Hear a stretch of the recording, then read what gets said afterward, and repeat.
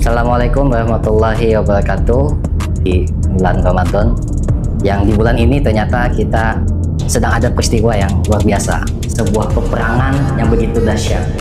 Tapi bukan perang dunia, ini adalah perang yang tidak akan berhenti sampai kita meninggal, yaitu perang melawan hawa nafsu.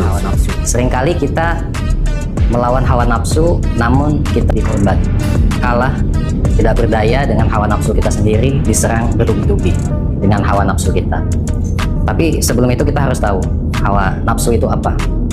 Ya, nafsu itu sejatinya adalah fitrah yang diciptakan Allah kepada kita manusia, seperti dalam dalil Quran surah Asy-Syams ayat 8, fa'alhamaha fujuraha wa taqwaha, bahwa Allah itu menciptakan manusia, aspek jiwanya ada dua, yaitu ada fujur atau nafsunya, kemudian ada takwa. Dan dua aspek inilah yang membentuk manusia. Nafsu itu akan membuat kita cenderung kepada keburukan, dan takwa itu membuat kita cenderung untuk melakukan kebaikan-kebaikan. Sebagaimana yang disampaikan dalam surah Yusuf ayat 53, bahwa sesungguhnya hawa nafsu itu menyuruh kita kepada kejahatan, kecuali nafsu yang diberi rahmat oleh Tuhan. Jadi ketika kita cenderung pada nafsu kita, maka pasti kita akan jatuh dalam lautan keburukan-keburukan. Dan tentu penting bagi kita untuk bisa mengendalikan hawa nafsu ini, supaya kita tidak selalu kalah. Ada sebuah syair yang disampaikan, jagalah nafsumu, janganlah merasa aman dari kejahatannya, sebab nafsu lebih jahat daripada 70 syaitan.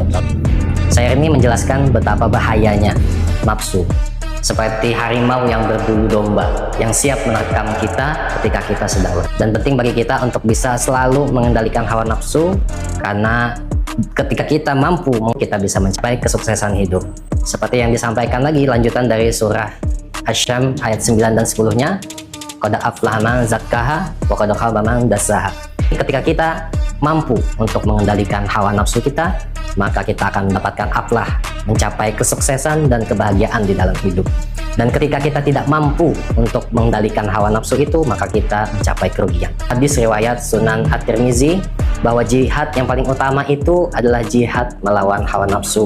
Syekh Ibnu Athaillah dalam kitabnya Al-Hikam, seandainya tidak ada medan perjuangan melawan hawa nafsu, pasti kita tidak akan bisa membuktikan perjalanan orang-orang yang ingin mencapai Allah Subhanahu wa Ta'ala. Disampaikan oleh Hatim Al-Asam, bagaimana cara kita bisa mengendalikan hawa nafsu, yaitu dengan cara menahan rasa lapar. Tentu ini merujuk pada puasa yang sedang kita lakukan di bulan ini. Dan kita menahan makan dan minum, sejatinya itu sedang mengunci, menahan hawa nafsu kita. Kerja ahli haji dalam Gurindam 12